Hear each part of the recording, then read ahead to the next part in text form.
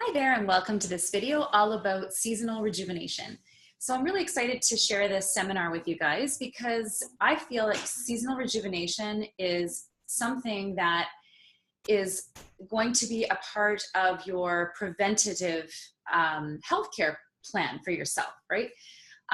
Most people just go through life hoping that disease doesn't befall them, like as though there are diseases just dropping out of thin air, right? Most people believe that in a world of cause and effect, right? But when it comes to our health, we tend to, as a society, believe that we're victims to ill health or disease. And that's really because we don't understand how our body works. We don't understand what it requires to be nourished properly. We don't understand the things that need to be eliminated from our lives to make sure that our vital force can actually do its job and not be overburdened by toxicity. And a part of preventative health is to make sure that you are nourishing your body on a consistent basis and looking into see how the different systems in your body are functioning optimally, and asking yourself how you can recognize the symptoms of certain organs being out of balance and then actually addressing that area through conscientious nourishment that's strategic for that specific organ system. So seasonal rejuvenation is essentially getting clarity and understanding about where we are in nature's cycle in terms of how the external energies of the environment support the health of our different organ systems. Now, this comes from the traditional Chinese medicine system, which has been around for approximately 3,000 years.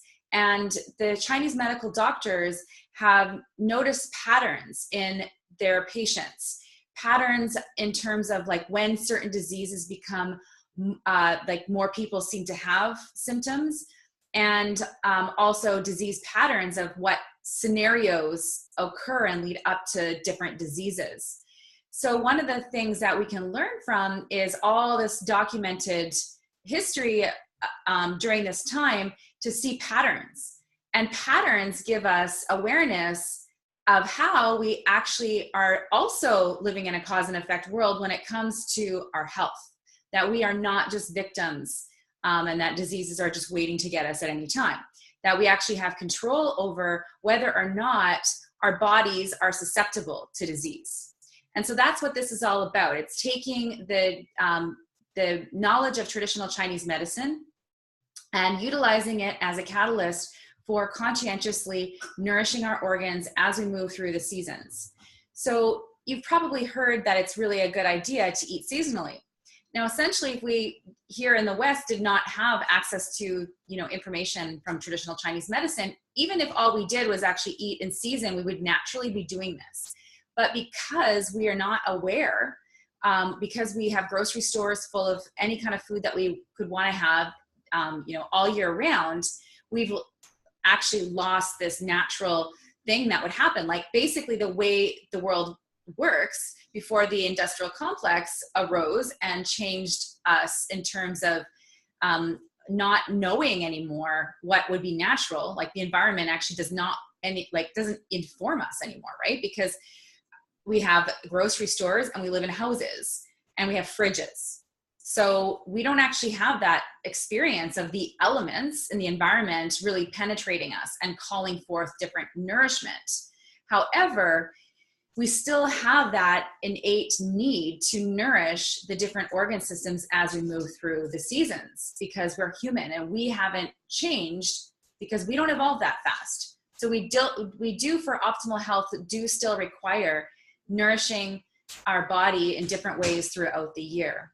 And I think it can also help us get back in tune with our primal nature and back in tune with ourselves and our humanity, rather than, what we've become as, consumers, essentially. Get up every day, go to work, make money, and buy stuff on the weekends, right? And be a slave to that. And I feel like this is one of the ways that we can come back into harmony with ourselves, is to follow seasonal rejuvenation throughout the year. And It can be, you know, something that we might be thinking of, like you're familiar with the idea of cleansing, and you probably have been attracted to that at some point in the past. But when do you do it, right? And how do you do it? And how do you do it safely? And what time of the season actually calls for cleansing versus building, etc. Seasonal rejuvenation and understanding of this is going to help you know exactly what to do in each season in order to support your body to achieve optimal health and reduce your susceptibility to disease with conscientious nourishment of each cycle, or of each body system and organs in season.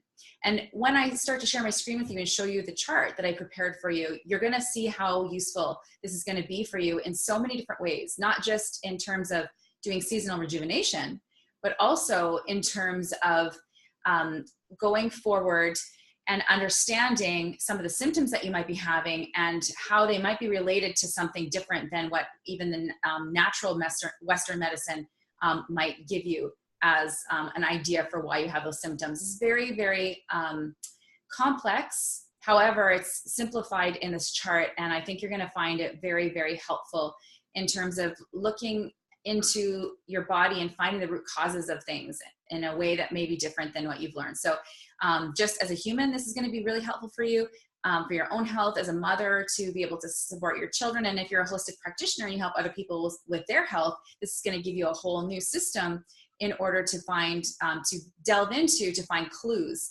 to get to the cause of people's health challenges. So I'm just going to stop for a second here and share my screen. Okay, where would we here? There we are. All right. Okay. Got a lot of other things going on around here. Let's see if I can make this a little bigger. All right. So we begin with looking at it from a seasonal perspective. Okay, so right now, just, you know, you're seeing a lot of words on the chart, and that may be a little bit overwhelming. And I just realized that my font is a little bit too big in order to get everything on the screen. So let's see if I can get the flavors, and then we'll have the foods at the bottom. Okay, all right, so we have different seasons throughout the year that correspond to different elements in Chinese medicine. And like I said earlier, this is much more complicated than this. There's, you know, if you actually study Chinese medicine, you can go, you know, much, much deeper into the usefulness of this. But for where our purpose is, you know, this simplifies it to make it useful for you to put it into practice now without having to become a Chinese medicine doctor. Okay, so we have the different elements and then the seasons that correspond with those elements. So in the springtime is liver season. Okay, so we're going to just look at first of all, the element, the season, and the organs. Okay, so we have wood and spring and the liver. Okay, I just realized I need to delete that because I made a second section here for gallbladder. All right, so what that does is give you a connection between understanding certain diseases and disorders that might actually show themselves at these seasons. So for example, you may have heard of people talking about something called spring fever. Okay, so sometimes people end up having like flu symptoms or rashes, a lot of heat coming up in the springtime because it is associated with the liver. So any symptoms that you've had associated with liver might flare up at this time of the year. And the same for all the other ones. So you're more likely for the heart and small intestine, like leaky gut symptoms, food sensitivities, all those kinds of things, and anything related to the thymus and the sexual glands coming up in the summertime, in the early summertime. Late summer would be the spleen. Most people aren't aware of spleen symptoms. Like spleen is the organ that filters your blood, and it's part of the immune system and helps create white blood cells. And so it's a very, very important organ, but people typically don't know about it. But it doesn't really have a lot of symptoms when it's out of balance. So you would more likely to see people having symptoms in the stomach or the pancreas at this time of the year. Okay. Autumn is the lungs, okay, and also connected to the large intestine. So, things like eczema and asthma start to flare up in the autumn season. And if you have eczema, you know this. It's not just the season is that it's just because things are drying out, but it's also because the eczema is related to the lungs and the large intestine. So oftentimes when people have eczema, they also have asthma, and they tend to switch back and forth. And it stems from issues of difficulty in elimination through the large intestine. So the body will choose any organ of elimination if it can't get, so if your liver's overburdened and you can't get the toxins out, then they try to come out through the large intestine. That's where they should come out. The liver sends them to the large intestine, but then if it can't get out there, then it tries to get out the lungs, and then you have asthma, or it tries to come out the skin and you have eczema. And the kidney and bladder. Again, wintertime is when people typically will have their kidney stones will flare up, for example. So, as an individual, you may not see the pattern in this, but as a healthcare practitioner who sees people with issues, once you understand this, you'll go, okay, so when somebody says to you, oh, my doctor told me I have gallstones, and they're, getting symptoms of gallbladder, you'll start to notice that people tend to complain about it in the season of which that particular organ is its power time of the year, when it requires nourishment. And also one thing to also recognize is that this sort of is laid out in a chart, a linear chart, but in Chinese medicine, this is laid out as a circle, right? So everything goes in a circle. So you would have, say, the kidney, and then you have liver, and then the small intestine, and the stomach, and then the lungs, and the kidney, and going around the season, and they all will impact each other. So if you have trouble with your kidneys, and your kidneys are weak, it can make you have more liver symptoms, because your liver could now become weakened because your kidney has been drawing on liver energy. Okay, so the body systems are all connected. We're never just nourishing one organ, but sometimes we have symptoms in one, but the root cause is in another one.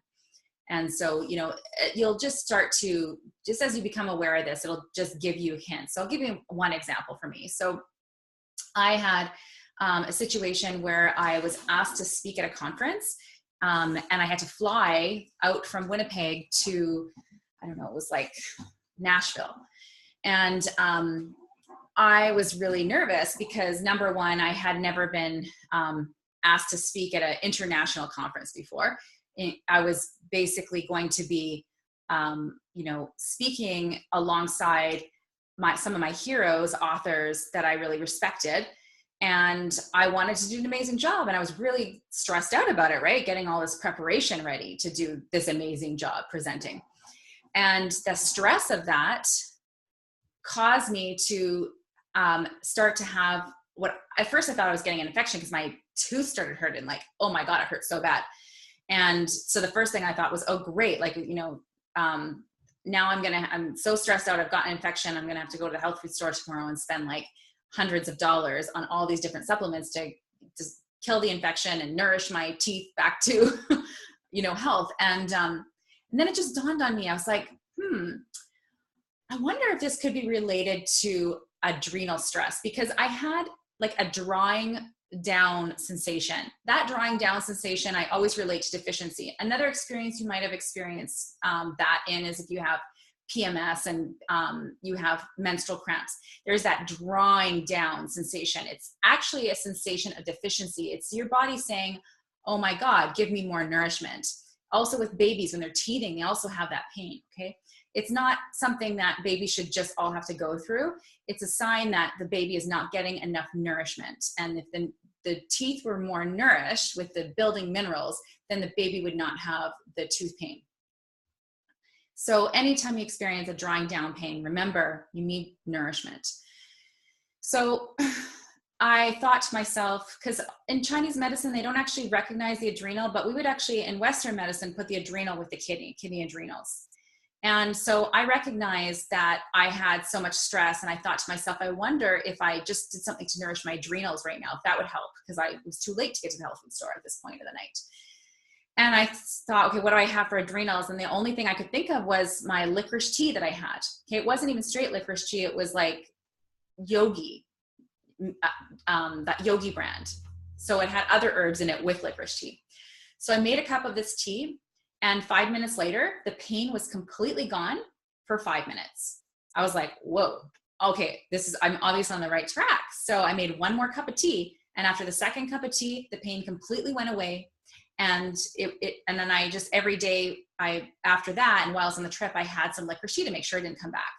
That's an example of, I actually was able to discover what the root cause of that was by understanding the system, and it saved me a lot of money, and I got to actually address the root cause. And if I had just gone out and got all those nutrients, I may not have, first of all, I would have spent a lot more money, maybe unnecessarily, although, you know, anything that you do to nourish yourself, I think is good, but I would have been trying to treat an infection, because I assumed that because I had pain that I had an infection, and the pain was actually from deficiency. So there's, you know, an example of how this can be so powerful.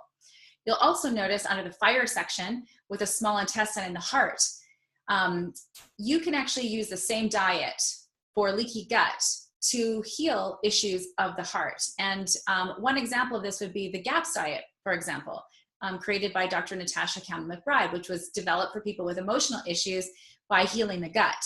And she uses the exact same system for people with heart disease. And she wrote a book called Put Your Heart in Your Mouth, and it's the same diet.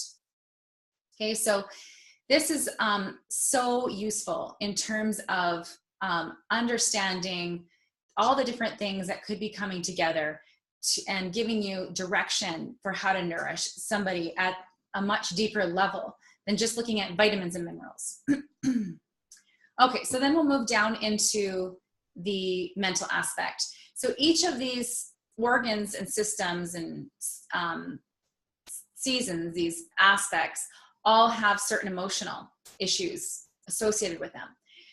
So if you find that maybe you're too much in your head, you know, it could be that you're needing support in your liver. Okay. The liver, when it's in a really good state, has a lot of clarity. When it's not, it's just busy, that mind, the monkey mind. I'm just gonna let my cat in because she's not gonna stop. 1 second. Okay, babies, you come in. All right. The heart is associated with intuition, peace, and joy. Okay, so sometimes you think of it like this, like if you have a lack of something, then you can nourish that body part, that system, to actually also affect the mind. Or you work on the mind aspect to affect the actual organ itself. Okay. Pondering. Okay. You know, to be honest with you, I don't really understand what this exactly means, if like in terms of, is this a good thing or not a good thing? But from my perspective, how I look at this is, if you're on the right side of it, the good side of it, the positive side of it would be using your imagination, right? And exploring ideas and options. Whereas the other side, the negative side of the pondering, to me is somebody who is not able to take action. Okay, is always in the pondering state of things. Okay. Orderliness and rightness. Okay, so if you feel like you're a person who is like all over the place and can't just get a sense of order in your life, maybe you actually need to nourish your lungs. Maybe you need to help your improve the speed of your elimination. Okay, and then willpower. If you're having a hard time focusing and sticking to things and accomplishing things, it could be related to your kidney. Okay, again, related to the adrenals, which affects how you, do you have the stamina to actually deal with life, right? Do you have that power? If you are exhausted, then it's difficult to even commit to anything because you're afraid that you're not going to have the power to actually follow through. So, you know, these are different things that different angles that we can come in when it comes to healing. It's mind, body, and spirit, right? Now, each of these aspects of these elements actually have other body parts associated with them, okay? So you can go in other angles. Like, so for example, sometimes I get pain in my ear, okay? And, you know, you might think, well, you know, you could think of a lot of things, like in Western medicine, that would be like, that's not related to anything other than your ear, right? But if I were to look at this, then I would ask myself, oh, that's interesting. Am I under a lot of stress right now? Okay. That would make that connection to the kidney. Or, you know, another thing, this is not really coming through with this Chinese medicine perspective, is that you can also have issues connected to the small intestine, right? Because if you have inflammation and you're generating mucus, you can have pain in your ears, which is sometimes what I think is related to for me, because if you know me, you know that I typically eat quite a lot of dairy in the form of cheese. So when I have that happen, I also think, oh, am I eating too much dairy? Maybe I need to slow down a bit, okay? So the surface openings for each of these areas will also help you. Another example of me looking at the root cause of my, the fact that I wear glasses. If I look back in my life, when it's just before I got, we found out that I couldn't see, because when you can't see, you don't know you can't see, because you just think everybody else sees the same way, right? But I literally, that Christmas before that, we were staying, my parents were renovating a house, and we were staying at my grandparents' place. And my grandparents were just, you know, it was Christmas time, and my mom was just letting everything go, right? In terms of like, you know, she wasn't a health nut, but she was, you know, I think as any mother is concerned about, you know, providing like well-balanced meals, right? So, but it was Christmas, and we were at my grandma's, and she just let everything, you know, there was no rules. So I was drinking Coca-Cola Classic all day and night, and I was literally like stimulating myself with so much caffeine. I was up till 3 almost every single night. And I was 9 years old. Like, I don't even know what I was doing. I must have been watching movies or something like that, or just playing, like, who knows? And very soon after that summer, I lost my vision. And I can't help but wonder if it was related to that intense sugar that I was consuming at that point in my life. And, you know, your liver is a regulating organ. And one of the things that helps regulate is blood sugar. And, you know, that could be one of the root causes of why I was susceptible at that time to having my eyes go off. Okay, so then the surface part is nerves, blood vessels, muscles, skin, and bones. And then the systems you can see there, we've got nervous and cardio, circulatory under wood. So, and then cardio and nervous under the fire, which is summer, and so on. You can see I'm not going to read you all these because you can see them for yourself. What this chart is for you to print up and have on hand to help you go. So how would you do this? So if somebody has problems with their lymphatic system, then you go, okay, like look at the chart and you go, oh, okay, this is actually in the earth category. And, you know, here's the emotional stuff related to it. This is the time of the year that's best to nourish these organs is late summer. Okay. We're going to get into the food soon, because obviously that you're going to not just nourish on the emotional level, but also on the physical level of the body, right?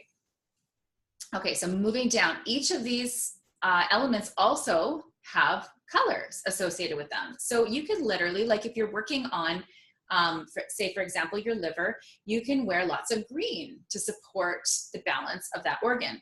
And also you can you know, surround yourself in that color. And essentially, luckily for, you know, the way the world is, we actually do have a lot of green in the liver season, which is quite cool. And I have another cat. Now I have a cat that wants to go out. Oh dear. Oh dear. It's so funny. I don't have a dog to make me open the door. Now the cats need to be in and out all the time, right? It's like funny because they were just not like that before. They were hiding all the time because of the dog. Okay.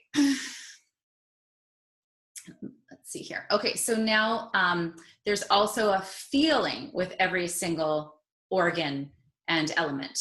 So we have anger in liver, connected to liver, arrogance and patience related to heart, worrying and overthinking related to the spleen, grief related to the lungs, and fear related to the kidneys. Okay, so you can see if somebody has a dominant emotion running their life, it can actually affect those organs and different body parts. Okay, so each one has its different functions in the body. So if you want to support purification and boost metabolism, you work on the liver. And of course, we do this in spring, ideally. To work on circulation and vitalization, to like enliven the body, we work on, in the early summer, and we work on the heart and the small intestine. Okay, and then digestion and distribution in the late summer. This impacts the GI tract, stomach, pancreas. Okay. Elimination is autumn, connected to the lungs and the large intestine. And then we have the storage or emotional circulation, okay, connected to the kidneys. Okay, I don't really know, to be honest with you, what exactly that means off the top of my head. So I apologize. I just realized that I don't have a strong understanding of what that is, because I don't really think of, obviously the kidney and the bladder are not storage organs. However, if you look at it connected to the endocrine system, that is a system that does need to be really well nourished. And we do need to eat like more of a building diet. It's not a, a cleansing kind of system, although the kidneys and bladder, they do help with cleansing, but they're not supposed to be cleansing toxins. So yeah, that's all I can say. Maybe at some point I'll look deeper into that one. But anyways, you have it for reference. So maybe if it comes up, it'll make sense to you. Okay, so now each one of these have a flavor. Okay, every single element has a flavor associated with it. So these flavors will actually nourish these organs. So when it's summertime, so let's start with wood. So when it's actually springtime, it's the sour foods that nourish the liver.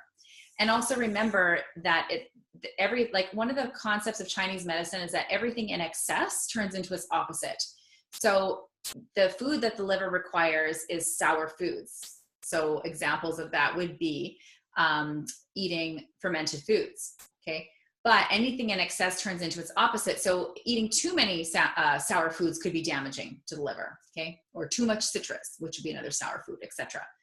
And then under fire, we have the bitter flavor, okay? So for the heart, and sweet for the spleen, spicy pungent for the lungs, and salty for the kidneys, which is why we always talk about, having nourishing the adrenal glands with optimal amounts of salt, okay?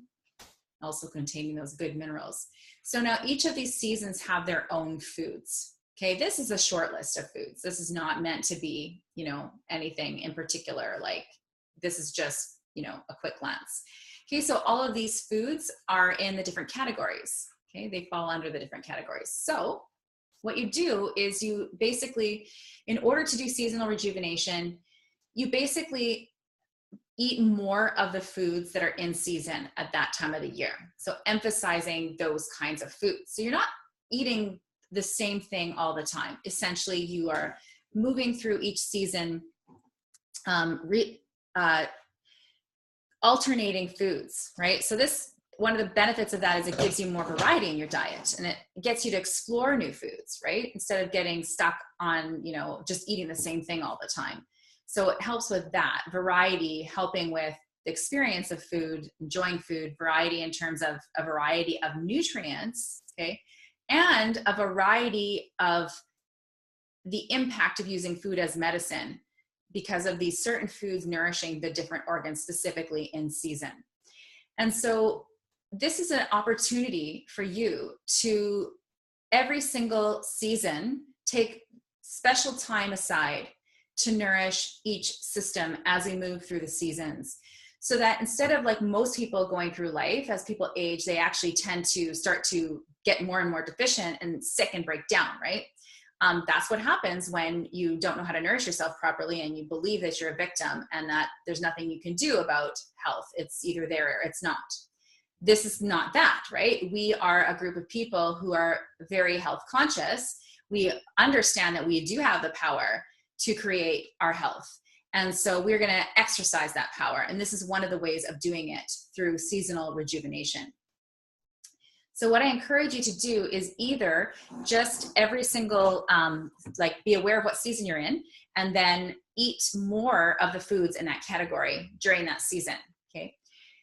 And then looking at the different elements that go with it. So when you're dealing with the winter time, you're going to be dealing with like moving into like the autumn and winter. First in the autumn, you have, so I do this because I see this as a circle, right? So I'm imagining going around the circle, and I see winter as being the top of the circle, okay?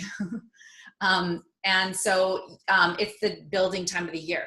And so when you're focusing on elimination, you're not necessarily focusing on cleansing in terms of like the cleansing foods that are typically in season more in spring, right? All the greens. So in the autumn time, you want to make sure that you're not doing super cleansing diets along with it. You're focusing on elimination, like improving your elimination. And then in kidney season, the winter time, again, you want to be really careful. You don't want to get depleted. You want to eat those building foods. So you'd be eating actually more meat and more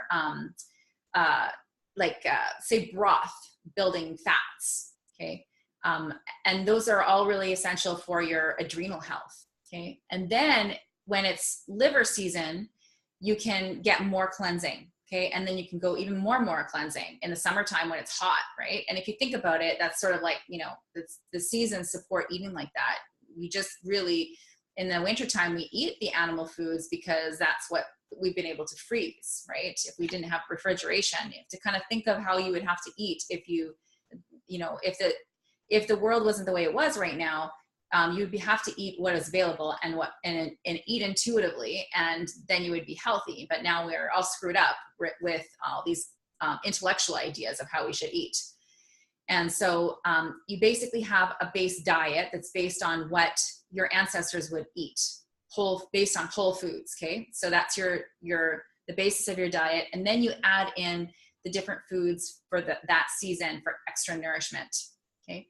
And then if you want to go even more into giving your body a break from, you know, too complex of foods, you keep it really simple. And all you do is simply, the base foundation of your diet is to eat meat, eggs, nuts, seeds, and vegetables and fruit, right? And then in addition with these other foods that are that particularly nourish those organs in season, right? So now you have a rhythm around rebuilding and taking your health to the next level for the rest of your life, right? Whereas most of the population is not aware of this. And they, you know, as they get older, they, you know, maybe when they're young, they eat real food, and then they go into an old folks home and they eat tea and cookies, okay?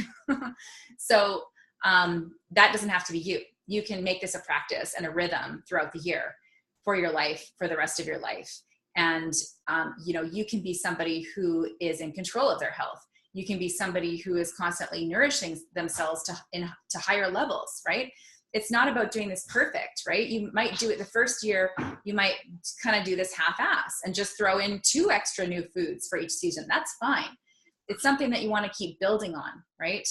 And improving on. And the more you do it, the more it becomes second nature to you because you've memorized it, right? Like right now, you're going to have to, like, you know, go to the chart and look at, you know, other books. Like great reference for this would be actually Paul Pitchford's book. I'm going to see if where is it? I'm going to go grab it just so I can show you the cover of it.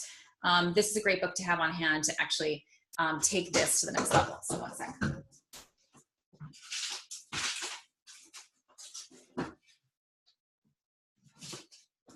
this book here. I have to go get myself another one because like I've used it so much, and maybe the quality of the book, I don't know, wasn't so great, but the spine is completely fallen apart. But anyways, here's the book. It's called Healing with Whole Foods, Asian Traditions and Modern Nutrition. Excellent book. So it basically, see, it's completely falling apart.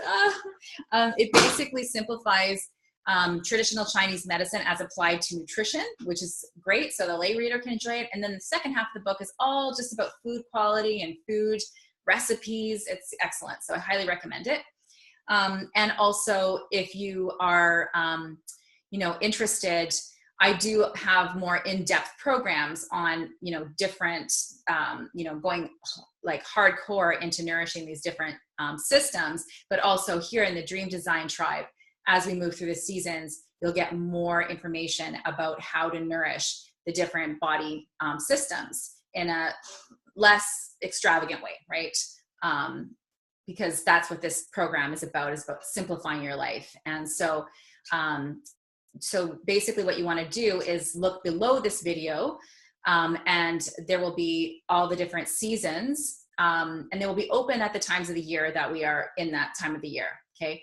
And then you can keep going back to those trainings to remind you what you need to be eating in each season.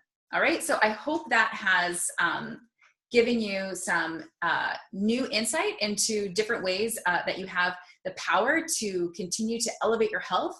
And also, having this chart on hand is a great way for you to have an understanding of how to go deeper to look and see what your body is really calling for when you experience symptoms in those different organs associated with the elements, as according to traditional Chinese medicine.